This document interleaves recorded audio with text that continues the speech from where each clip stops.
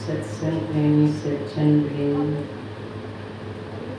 माता और बहनों, प्यारे बच्चे,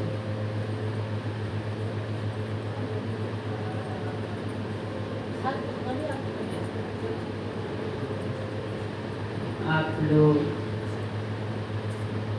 जीवन का सर्वश्रेष्ठ कार्य करने हेतु इस सत्संग स्थल पर पहुँचे हुए।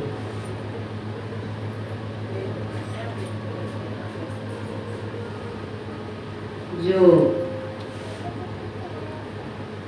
सत्संग करते हैं तो समझिए, जिस प्रकार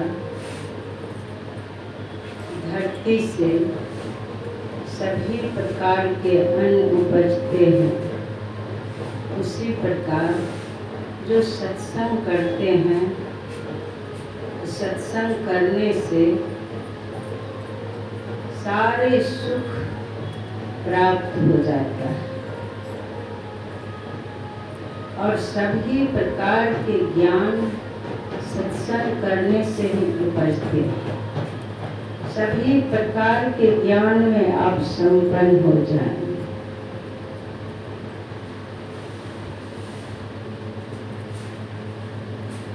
इसलिए सत्संग सबको करना चाहिए। जितने मनुष्य तनधारी हैं, प्रभु भक्ति कर सकते सभी, अंतर व बाहर भक्ति कर घटपट हटाना चाहिए। मनुष्य शरीरधारी सारे प्राणियों से श्रेष्ठ है। इसीलिए ये श्रेष्ठ हैं कि इस शरीर में 10वां द्वार भी, जितने प्राणी हैं किसी शरीर में 10वां द्वार नहीं है। परमात्मा तक जाने का द्वार किसी शरीर में नहीं, इसी मनुष्य। और देखिए देवी देवता की जो पूजा करते हैं, देवी देवता में भी 10वां द्वार में सारे देवी देवता भी नियमों के बंधन में हैं। तो बंधन में बंधे हुए अपना मन से कुछ नहीं कर सकते, अपनी शक्ति से भी वो कुछ नहीं कर सकते। उसके अंदर भी परमात्मा की शक्ति काम कर रही है। तो विचार कीजिए, यही मनुष्य शरीर है जो इस शरीर के द्वारा आप नरक के तरफ जाना चाहते हैं तो नरक की तरफ जा सकते हैं। इस शरीर से पाप करके नरक में चले जाएंगे, नरक की तरफ स्वतः चले जाएंगे। इसी शरीर के द्वारा आप चाहेंगे स्वर्ग में मुझे जाना है तो स्वर्ग में जा सकते हैं। इसी शरीर के द्वारा चाहेंगे कि हम मोक्ष की प्राप्ति कर लें, इन सारे बंधनों से छूटकर हम ब्रह्म स्वरूप हो जाए, हम परमात्मा ही हो जाए, तो परमात्मा भी बन सकते हैं। और सभी तरह के ज्ञान इस शरीर से आप प्राप्त कर सकते हैं। ऐसा यह शरीर है।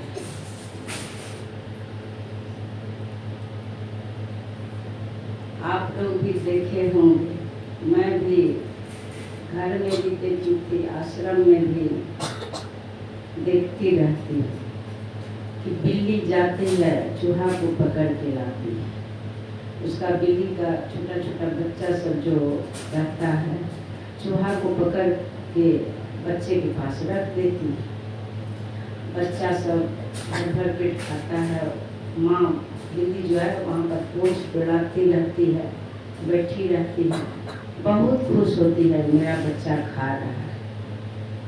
छोटा बच्चा सभी खेल खेल करके चूहा को खाता है। तो बिल्ली भी अपने बच्चे को पालती है, बच्चे के लिए भोजन की व्यवस्था, अपने लिए भोजन की व्यवस्था करती है, रहने के लिए भी कोई जगह खोज लेती है। कुत्ता भी और सब जो भी प्राणी है, गाय भैंस ये सब तो जो पालतू है तो किसी के बंधन में है। और सब प्राणी भी अपना अपना व्यवस्था, पक्षी सब भी अपना घोंसला बनाती है, बच्चे सबको चारा चुग के खिलाती है, अपना भी खाती है। मनुष्य में क्या विशेषता है जो भगवान से नहीं जुड़े हुए हैं? विचार कीजिए, इसमें क्या विशेषता है? ये भी अपने बच्चे के लिए घोंसला बनाता है, जमीन खरीदता है, बच्चे के लालन पालन के लिए, अपने लालन पालन के लिए कमाना, खाना, घोंसला बनाना, पढ़ाना लिखाना, यही। और क्या करता है? और कुछ नहीं। विशेष कार्य ये जो है मानव शरीर का कि ईश्वर की याद कर लेना, परमात्मा की याद कर लेना, परमात्मा की तरफ चल देना, संसार से समेटने की कला जान लेना और मोक्ष की तरफ चल देना, यही उसके लिए विशेष कार्य है। यह कार्य और कोई भी प्राणी नहीं कर सकता। गजेंद्र मोक्ष की कहानी आप लोग सुने होंगे। बोले जब गजेंद्र को ग्राह पकड़ लिया था और बीच समुद्र के तरफ ले जा रहा था खींच करके, तो उसके परिवार वाले जितने थे, उसके बच्चे सब, कोई नहीं छुड़ा पाया। सब प्रयास किया कि अपने तरफ खींचें, लेकिन ग्राह जो उसको खींचते हुए समुद्र की तरफ ले जा रहा था। अंत में गजेंद्र भगवान का याद किया, रक्षा कीजिए प्रभु, रक्षा कीजिए। तब भगवान गजेंद्र का रक्षा किया। तुरंत वहाँ से आए हैं और ग्राह का वध करके गजेंद्र को, हाथी को छुड़ा लिया। पशु पक्षी भी कोई कोई संस्कारी होता है, पूर्व का कोई संस्कार है जो भगवान का याद कर लेता है, लेकिन खास कर, लेकिन वो बंधन से नहीं छूटता है। यही मनुष्य है जो भजन करके सारे बंधनों से छूट सकता है। इसीलिए जीवन काल में अपना काम बना लेना चाहिए। जिसके लिए यह मनुष्य शरीर मिला है उस कार्य को जैसे और सारे कार्य करते हैं और सब कार्य करते हैं, जीवन यापन के लिए सभी तरह के कार्य करते हैं, पढ़ाई लिखाई भी करते हैं और ज्ञान बढ़े। ये भी माया ही है। ये सब जो पढ़ाई लिखाई ये सब भी माया ही है। पढ़ाई लिखाई करके समाज में जीने की कला सीखते हैं, पैसे कमाने की कला सीखते हैं, यही सब बात है। ये भी बंधन में बांधने वाली ही पढ़ाई है। ये पढ़ाई भौतिक शिक्षा जो है ये बंधन से छूटने वाली बात नहीं है। इसमें जब आध्यात्मिक पढ़ाई पढ़ेंगे, आध्यात्मिक मतलब आत्मा, आत्मा वाले आत्मा का ज्ञान सद्गुरु से प्राप्त होता है। सद्गुरु के सानिध्य में जाकर के मुक्ति प्राप्त होता है या संत महापुरुष से वह ज्ञान मिलता है।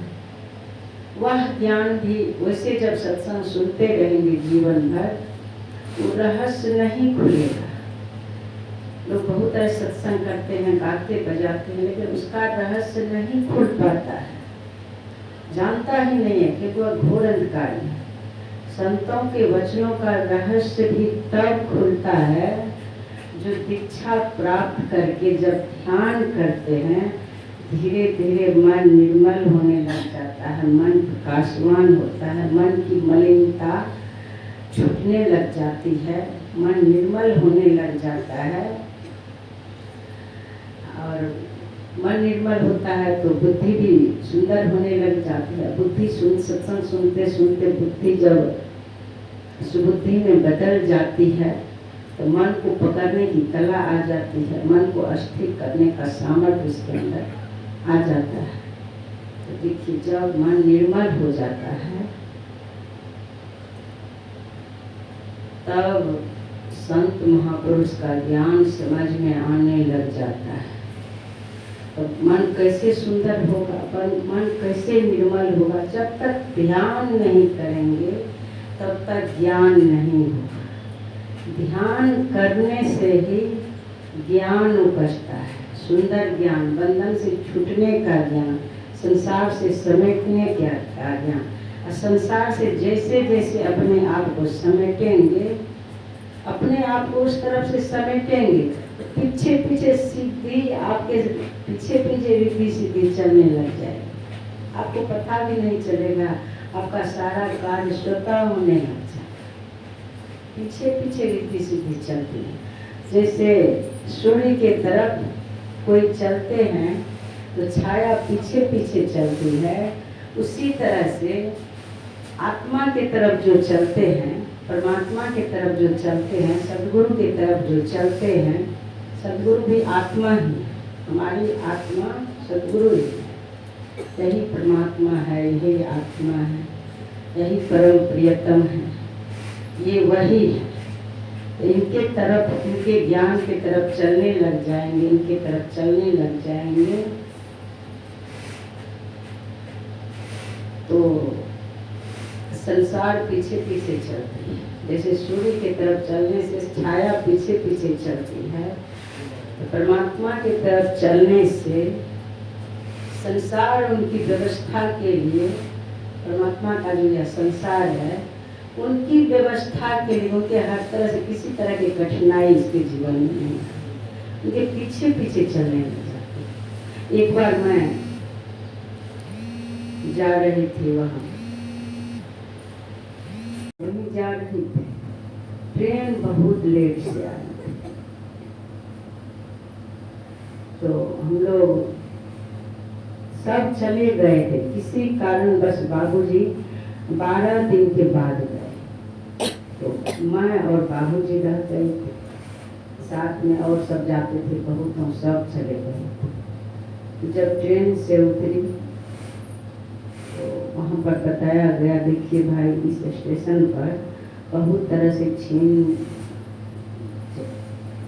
छीनता है, बहुत तरह से यहाँ लुटेरा सब रहता है, आप लोग इसी तरह रहिए स्टेशन पर, अब आगे कैसे जा पाइएगा? उधर तो बद्रीनाथ की तरफ जाने के लिए वहाँ से गाड़ी मिलती थी। बाद में स्टेशन, ये बस स्टैंड था, 2-3 किलोमीटर बाद, शायद 3-4 किलोमीटर बाद बस स्टैंड था।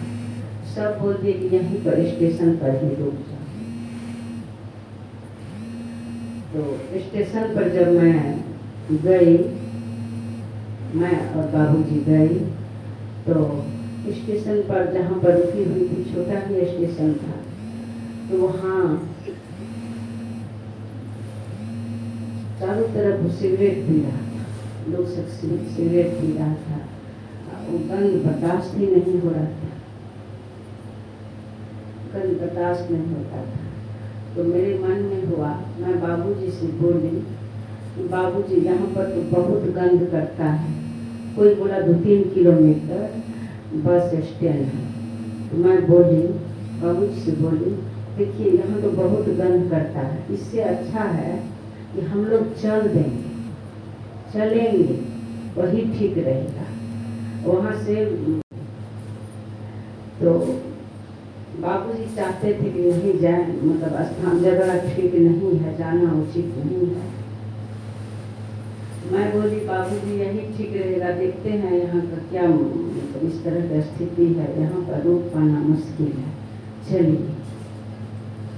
11-12 बज रहा था, 12 बज रहा था।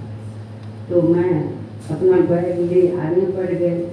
उस समय दूसरे तरह का स्थिति था। बाबूजी भी बोले अच्छा ठीक है चलो। बाबूजी भी चल दिए, दोनों मिलकर के आगे बढ़ गए। आगे बढ़े तो उधर से भी कुछ लोग पैदल आ रहे थे या जा रहे थे। तो वहाँ पर कुछ दूरी पर मैं देखती हूँ कि कोई टेम्पो वाला आ रहा है। वो सारे लोग टेम्पो वाले को आगे में खड़ा हो गया कि भाई हम लोग जाना चाहते हैं, पहुँचा दीजिए। तो टेम्पो वाला नहीं रुका, बोला नहीं मैं नहीं रुकूंगा, वैसे भी किसी कारण से मुझे लेट हो गया, तब तक हम लोग पहुँच गए हैं। या किसी कारण से मुझे लेट हो गया, किसी भी हालत से नहीं रुकेंगे, मुझे घर जाना है, यहाँ का माहौल ठीक नहीं है, अब उतना रात में हम लौटेंगे नहीं, हम नहीं जाएंगे। नहीं चढ़ाया, किसी को नहीं चढ़ाया। और हम लोग बगल में खड़े थे, तो वहाँ आकर के टेम्पो बोला, वहाँ आकर के टेम्पो रोक दिया। बाबूजी थे, मैं थी, वहाँ आकर के टेम्पो को रोक दिया। बाबूजी को भी डर हो गया कि वहाँ सबको नहीं चढ़ाया, हम लोगों के पास आकर के टेम्पो रोक दिया, 2 आदमी है, पता नहीं क्या करेगा, कोई ठिकाना नहीं। फिर भी बाबूजी कुछ नहीं बोले। और मैं बोली बाबूजी चलिए ना, तो बोले, बाबूजी भी पूरा संकोच में पड़े हुए थे, क्या होगा क्या नहीं, पता नहीं टेम्पो वाला क्या कौन है नहीं है। मैं बोली गुरु महाराज है ना बाबूजी चलिए ना। टेम्पो पर बैठ गए। जैसे टेम्पो पर बैठे तो बाबूजी बोले, मैं तो देखा आप लोगों सबको नहीं चढ़ाए, हम लोगों के पास आकर के टेम्पो रोक दिए, तो हम लोगों को पहुंचा दीजिएगा ना, कहाँ पर है? हाँ बोला हाँ हम पहुंचा देंगे। देखिए ना, बहन जी को, मैं उनको भाई बोली थी, तो ये बहन जी को मैं देखा ना, तो मुझे लगा कि मेरी बहन है, और ये लोग पैदल कैसे जाएंगे। हम देखे ना, आप किसी को नहीं चढ़ाए, और आप लोग को देखे लगा मेरा अपना परिवार है। इसीलिए मैं आप लोगों को मैं वहाँ तक पहुँचा दूंगा, जहाँ से टिकट तक कटा दूंगा। और अभी आपको रहने के लिए कहाँ पर रुकिएगा, कहाँ सारी व्यवस्था है, वो सब करके तब मैं लौटूंगा। तो वो इस तरह के भरोसा दिया और चल दिया। और वही किया, वहाँ जा करके जहाँ पर रुकने की व्यवस्था थी और सब तरह सारी व्यवस्था बहुत अच्छा कर दिया। उसके बाद टिकट कटा दिया। मैं उसको पैसे बाबूजी देने लग गए। बाबूजी वो किसी भी हालत से पैसा भी नहीं दिया। और तब मैं बोली, देखिए आप बहन बना रहे हैं, तो मैं घर से कुछ वो खुरमा ठकुआ लाई हूँ, वो सब थोड़ा सा लेते जाएंगे, नहीं ले रहे तो जबरदस्ती मांगे। देखिए जैसे ही आप परमात्मा की तरफ चलेंगे, सदगुरु की तरफ चलेंगे, तो आपकी व्यवस्था करने के लिए सारी व्यवस्था संसार पीछे पीछे चलने लग जाएगी। और जब जिस चीज़ की जरूरत होगी वो सब जानते हैं। गुरु महाराज भी साथ में रहते हैं, वो सब जानते हैं, सारी व्यवस्था करते हैं। हम लोग वैसे फालतू के चिंता में रहते हैं, ये हो गया वो हो गया। जब गुरु महाराज के ज्ञान रूपी गाड़ी पर हम बैठ गए हैं, ज्ञान रूपी नाव पर बैठ गए हैं, तो कोई फिक्र नहीं करना चाहिए। जैसे कोई व्यक्ति ट्रेन पर बैठ जाए और भारी मोटरी को सिर पर ले ले तो वो मूर्ख ही कहा जाएगा ना, वो मूर्ख है। उसी तरह हम जब गुरु महाराज के ज्ञान में, गुरु महाराज के सानिध्य में आ गए हैं, इनके ज्ञान में चलने लग जाएंगे, तो फिर भी चिंता की पुटरी सिर पर लाद लेते हैं, ये नहीं हुआ वो नहीं हुआ, दुखी रहते हैं, मन बेचैन रहता है। तो हम लोगों के जैसा मूर्ख कौन हो सकता है? कोई हो सकता है?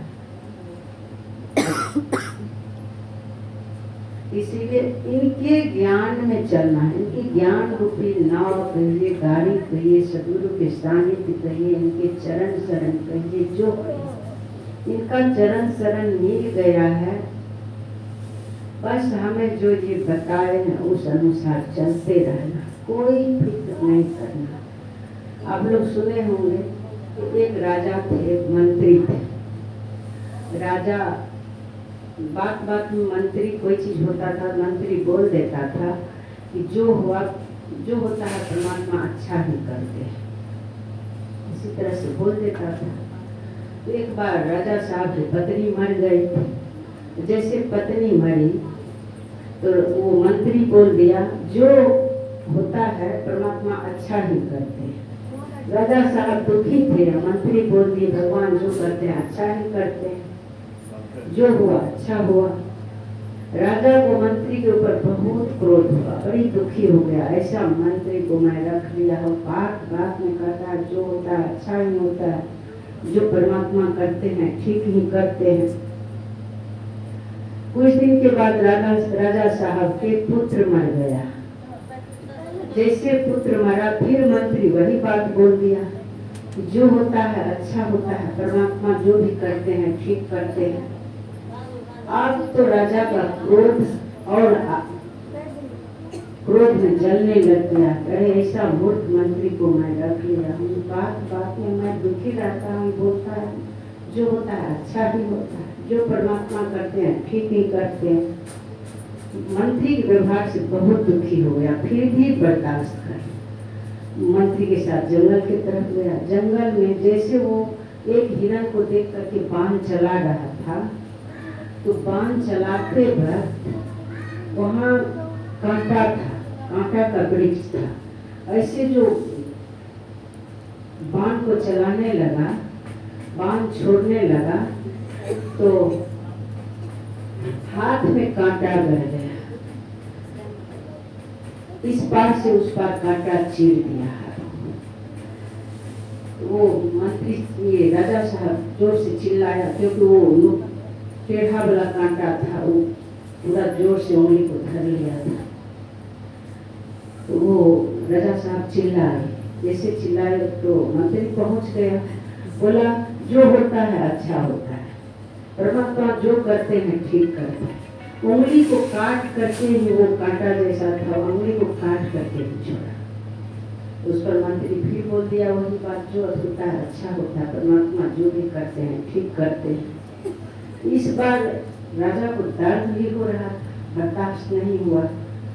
पत्नी मरी तब भी इसी तरह बोला, पुत्र मर गया तो भी इसी तरह, फिर मेरा उंगली कट गया तो भी इसी तरह बोलता है, बार बार वही बात बोलता है। उसको बहुत क्रोध आया, किसी तरह से क्रोध को बर्दाश्त करके आया अपने महल में और बोल दिया किसी से कि छिंदोरा पिटवा दो और इस मंत्री को अभी इस राज्य से निकलवा दो। मार्ग में अगर कोई खाना पीना कुछ देगा, भोजन पानी कोई दे देगा, तो उसको फांसी का सजा मिलेगा। तो मंत्री को राज से निकलवा दिया गया। दूसरे दिन राजा फिर शिकार खेलने गया, तो वहां जब गया तो वहां जाने के बाद उसको जंगल में डाकू लुटेरा से डाकू सब रहता था, बहुत बड़ा टोली बना दिया था डाकुओं का। और उस दिन काली माँ का पूजा था और उसमें मनुष्य का ही वह बलि देता था। लुटेरा सब मनुष्य का ही बलि देता था। तो मनुष्य को खोजते खोजते यही राजा मिल गया। राजा को पकड़ करके ले गया बलि देने। तो जैसे वहाँ के लुटेरा में ही कोई पुरोहित थे, तो वो देखा, बोला देखिए इसके शरीर में कोई अंग भंग नहीं है, नहीं ना है। तो जब देखने लग गया तो उसको पूछा कि भाई आप पत्नी है ना? बोले नहीं, पत्नी मेरी मर गई।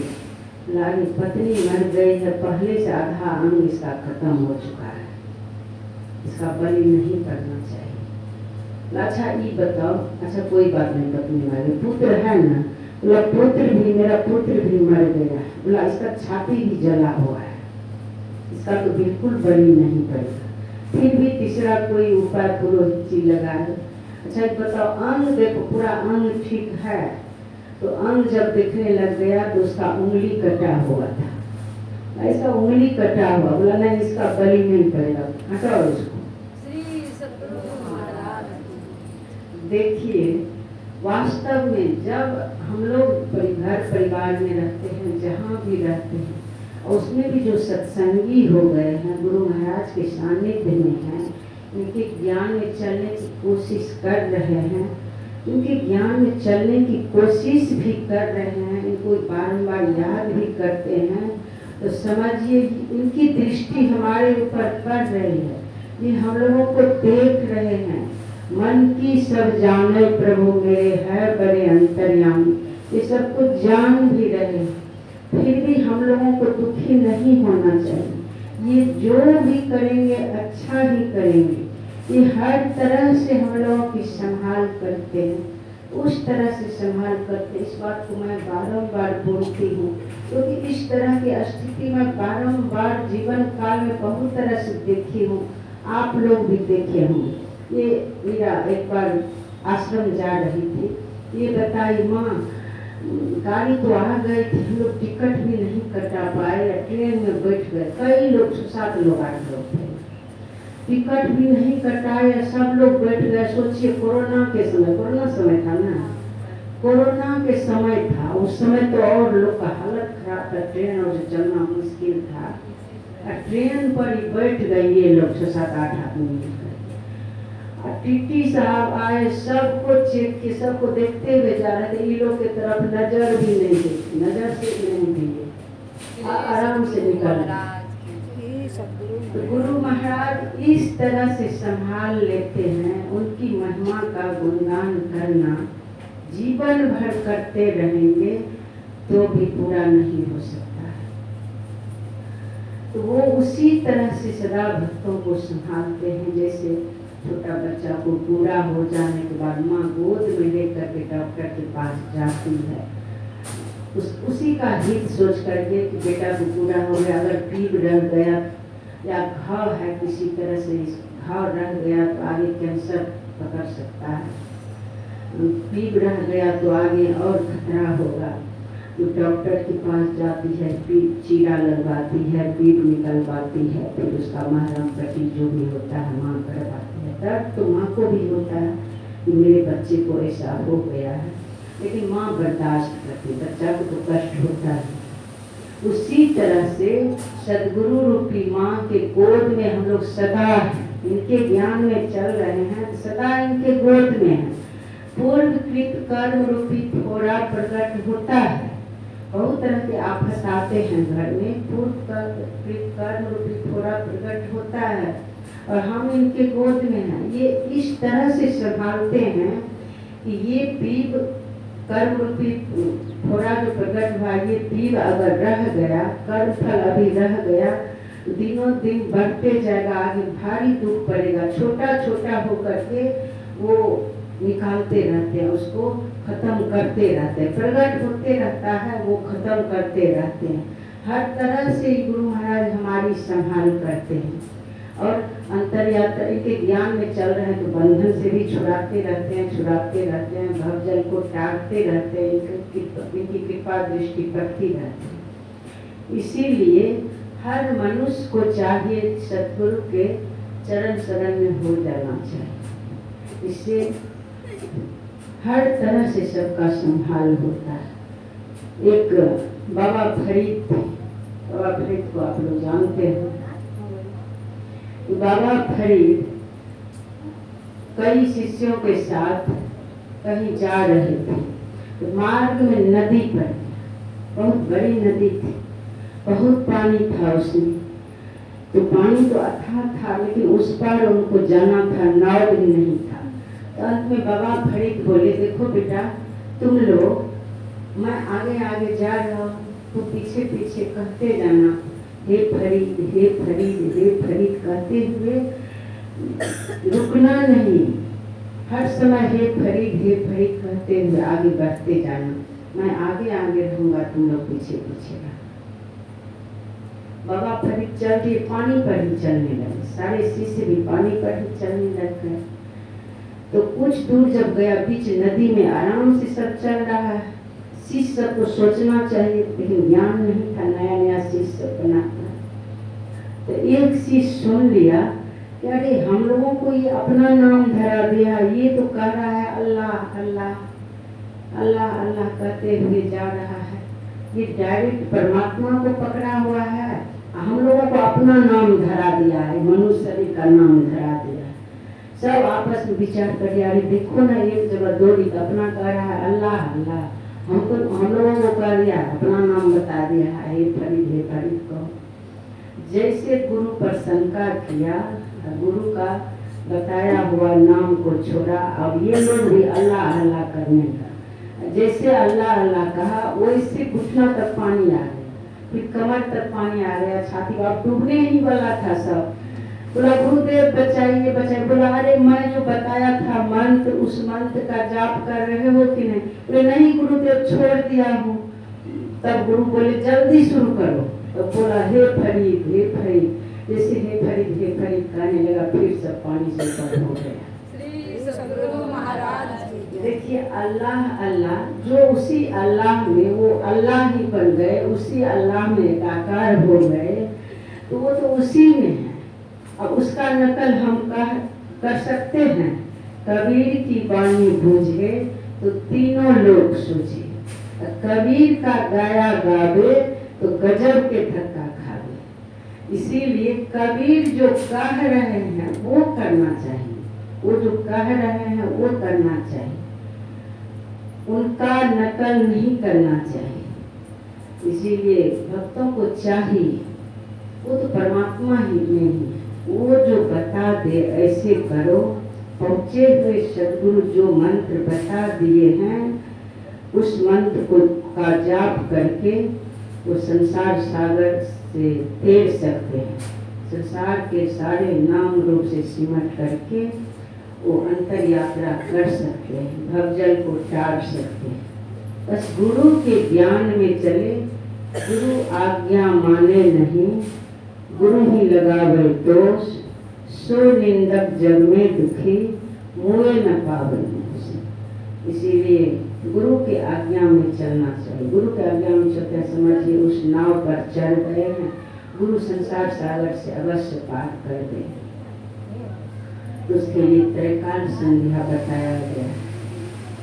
सबको त्रैकाल संध्या बताया जाता है, 2 समय का सत्संग ये जरूर करना चाहिए।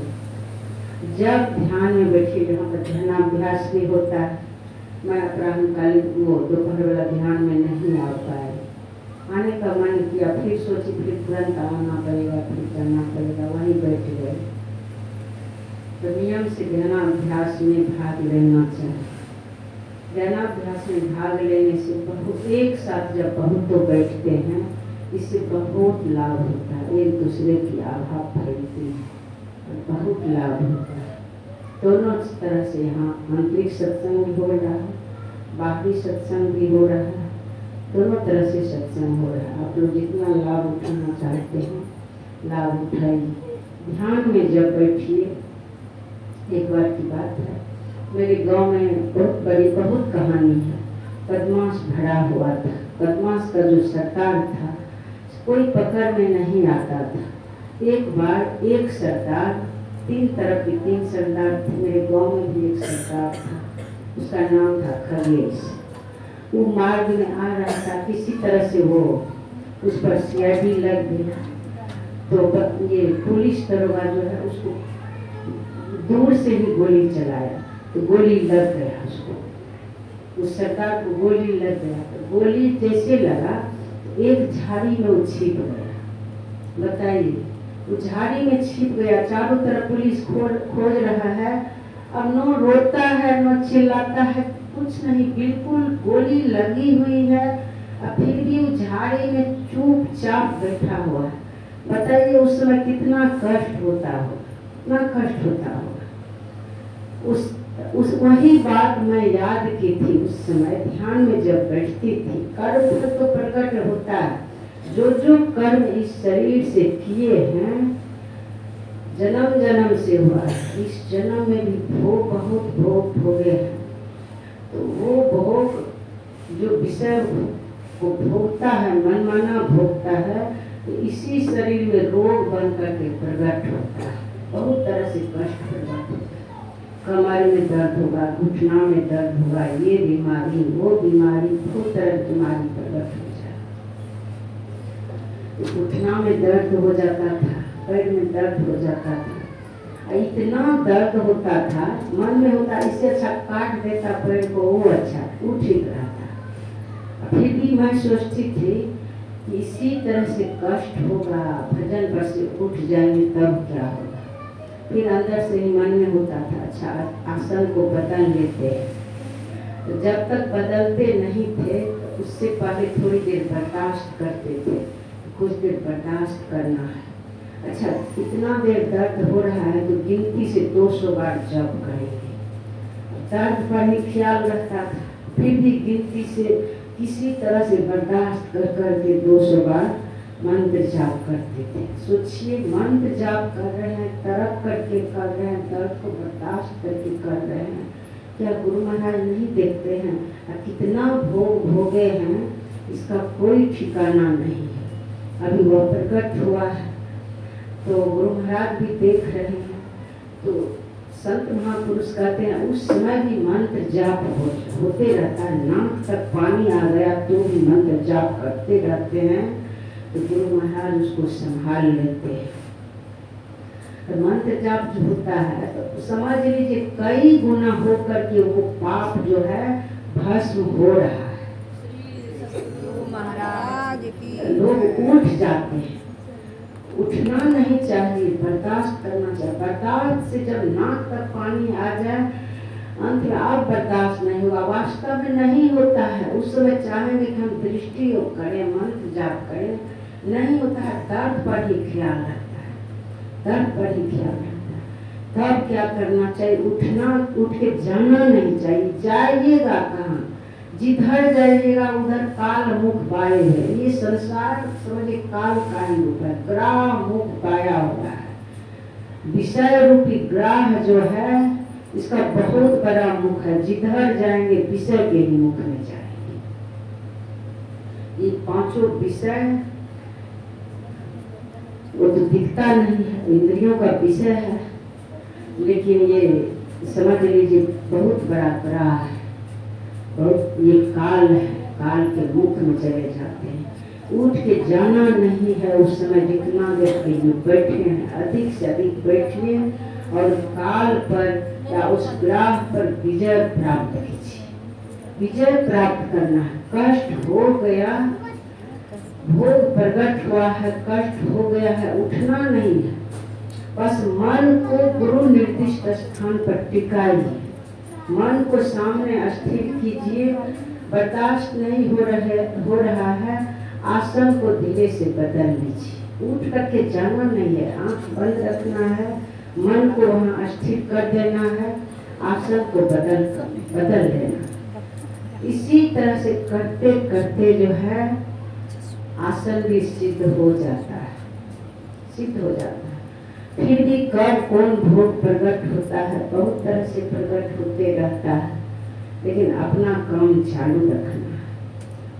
और जब ध्यान में बैठेंगे, मान लीजिए 1 घंटे के लिए बैठे, अभी 1 घंटा 1.5 घंटा ऐसे चल रहा है ध्यान, ध्यान में बैठते हैं, कभी नींद आ जाता है, कभी गुनाहगार होने लग जाता है, बहुत तरह से कभी कष्ट प्रकट हो जाता है।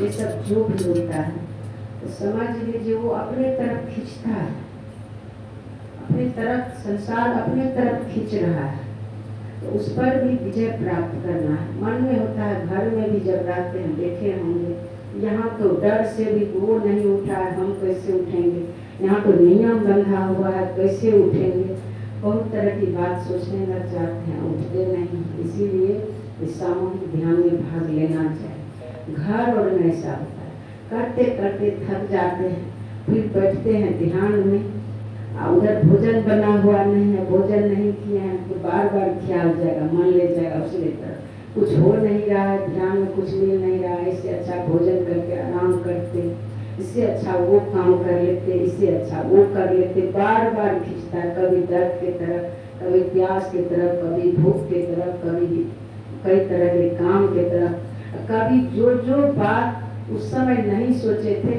वो सब होने लग जाता है। बहुत तरह के गुनाहगार, ये बात वो बात जो कि अभी जरूरी नहीं है। अब ये सभी बातें कैसे आ जाती है, उसी समय विचार कीजिए। उस समय मन में होता है कि नहीं, अब ये जो भी हिसाब जारी है, जो भी विचार है, अब ये पूरा कर लेना, बाद में भूल जाएंगे। तो देखिए यही सब है, संसार अपनी तरफ खींच रहा है, संसार रूपी ग्राहक खींच रहा है, वो चाह रहा है कि उठे वहां से निकल जाएंगे। तो उस समय सावधान हो जाना है, उस समय फिर सावधान होकर के मन से कहना है, निर्मल देख 24 घंटे का दिन रात होता है, जो जो तुम कहा सो मैं किया। 24 घंटे में उधर अभी मैं ध्यान में बैठी हूँ, जब तक संसार के तरफ था तुम जो जो कहा है वो सब मैं किया। सोने कहता है सो जाते हो, भोजन करने कहते हो, जो भी कार्य बताते हो, जहाँ जाने कहते हो, जो सोचने कहते हो, जिससे मिलने कहते हो, सभी तरह के कार्य किए। अभी बैठे हैं अपना काम करने के लिए, अभी हम अपना काम करने के लिए बैठे हैं। अभी भी तुम उधर ही ले जा रहा है, बारंबार उसी तरफ खींच रहा है, इसलिए तुम्हारी और मेरी दोस्ती नहीं हो सकती। तुम तो मेरा शत्रु है, हम तुम्हारा कहा हुआ नहीं कर सकते। तुम भी मेरा साथ दोगे तब मैं भी तुम्हारा साथ दूंगी। अभी तुमको मेरे साथ रहना है, अभी जो मैं कह रही हूँ तुमको वो करना है। अभी तुम शांति से मंत्र जाप करो, मंत्र जाप करो, फिर मन ही मन से मंत्र जाप, मन से ही मंत्रावृत्ति करते रहना है। और गुरु निर्दिष्ट स्थान पर रह करके अपने इष्ट के रूप का स्मरण करते हुए, जैसे गुरु बता रहे हैं उस तरह से मंत्र जाप करते रहना है। दृष्टि योग कर रहे हैं, दृष्टि योग करते रहना है। जो नदानुसंधान करते हैं, सुबह में सुन रहे थे आप लोग कि मन बिखर गया है, उधर ख्याल नहीं जाता है, कुछ देर मंत्र जाप एकदम तरफ करके कीजिए, कुछ देर तरफ करके करेंगे, व्याकुल होकर के करेंगे, हे प्रभु ऐसे समय बीत जाएगा, अभी तक आप अपने चरण शरण में नहीं लिया, अभी तक मैं तृप्त नहीं हो पाई, अभी तक मन इसी तरह से चंचल बना हुआ है। हे परम प्रियतम आप कहाँ, कब मुझे अपना बनाएंगे। इस तरह के तरफ जैसे होगा इस तरह से सोचेंगे, और सोच करके कुछ देर पुकार करेंगे उस प्रियतम का, उनके लिए कुछ देर सोचेंगे। तो तरफ के साथ, पुकार के साथ चेतन का सिमटा होता है, चेतन पूरे शरीर समेट करके फिर से ब्रह्मांड की तरफ जाता है। तो ऊपर हो जाने के बाद फिर आप देखेंगे, सात्विक गुण में आ जाने के बाद देखेंगे आप कि मन से मंत्र जाप होने लग जाता है। जो दृष्टियों की क्रिया करते हैं वो पिंड ब्रह्मांड में स्थिर होने की सामर्थ उसके अंदर आ जाते हैं, क्योंकि आप सात्विक गुण में आ गए, चेतना ऊपर हो गया, इसलिए कुछ देर मंत्र जाप कर सकते हैं। जो नादानुस्नान करते हैं तो स्थिर होकर के सुनने की कोशिश करेंगे, हो जाता है। नहीं सुन रहे हैं, पंखा वगैरह इधर उधर बहुत तरह से दिन में शोरगुल होते रहता है, तो याद करेंगे कि किस शब्द को, जो शब्द गुरु बताए थे सुनने के लिए, अगर एक बार भी उस शब्द को सुन लिए हैं तो उसका ख्याल तो कर सकते हैं कि ऐसे हुआ था, वो शब्द ऐसे प्रकट हुआ था, इस तरह की आवाज था, ख्याल कर सकते हैं। या नहीं सुने हैं तो चातक पक्षी की तरह उस तरफ देखते रहिए, गुरु निर्देश स्थान की तरफ देखते रहिए, सुनने की कोशिश करिए, एकदम बहुत समझिए आप सूक्ष्मता की तरफ जा रहे हैं, आप सूक्ष्म होते जा रहे हैं। उसी तरह से सुबह में मेहंदी पत्ता के उपमा पिसाई हो रही, पिसाई होते होते इतना महीन हो जाएगा कि आप बिल्कुल अस्थिर करना है उस मेहंदी को, पिसा हुआ मेहंदी को, धीरे धीरे सब रस हाथ में चला जाएगा, वो सूख करके नीचे झड़ जाएगा।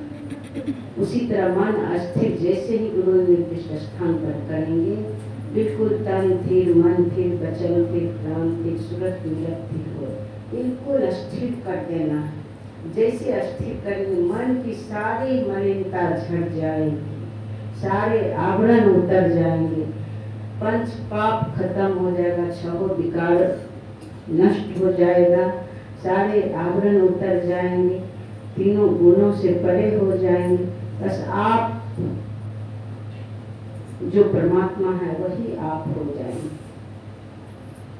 आप में उनमें अंतर नहीं रह जाएगा। हम प्रभु प्रभु हम एक ही कोई, द्वंद्व द्वैत रहे नहीं कोई, इस तरह से हो जाएंगे। इसीलिए सदा गुरु निर्दिष्ट स्थान पर रहिए, सदा अपने सदगुरु की पुकार करते रहिए, अपना काम करते रहिए, कुछ हो नहीं हो दिख भी नहीं रहा है, आप चलते रहिए, चलते रहिए, एक एक पग उठाते रहेंगे, हर बार मंत्र जाप करते रहेंगे, मन से मंत्रावृत्ति होती रहेगी, तो समझिए आप आगे बढ़ रहे हैं, आप बढ़ रहे हैं, दृष्टि योग कर रहे हैं, अंधकार का भेदन हो रहा है। अब तीनों जब एक साथ हो रहा है, मान लीजिए गुरु निर्दिष्ट स्थान की तरफ देख रहे हैं, वही देख रहे हैं, गुरु महाराज के रूप का स्मरण हो रहा है, वही पर पुकार भी कर रहे हैं, समझिए तीनों काम एक साथ हो रहा है, तीनों काम एक साथ हो रहा है। जब वहाँ देखते देखते मन अपने स्वतः होगा कि मंत्र जाप नहीं हो रहा, अस्थिर हो गए, तो समझिए हो गया, दृष्टि हो रहा है। दोनों दृष्टि की धारा एक करने की, दोनों दृष्टि की धारा को भी एक करने की कोशिश कीजिए। पहले मन को वहाँ पर स्थिर करने की कोशिश कीजिए, उसी से दोनों दृष्टि की धारा भी एक हो जाए। कभी कभी ऐसा भी होता है, जोड़ी जकड़ी सुख मन में बैठो, दोनों दृष्टि की धारा को जोर जबरदस्ती भी एक करने की कोशिश करें।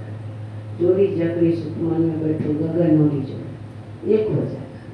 कभी कभी वहाँ देखने की कोशिश करेंगे, भैया उस समय नहीं होगा, कुछ दिखेगा नहीं, जब सब कुछ भूल जाएंगे वहीं पर ज्योतिर्मय बिंदु प्रकट हो जाएगा। तो होते होते हो जाता है, आगे तो बहुत कुछ है। अगर मन को पकड़े हुए हैं, समय तो हो गया है, गुरु कीर्तन भी आता बाबा। धन्यवाद है।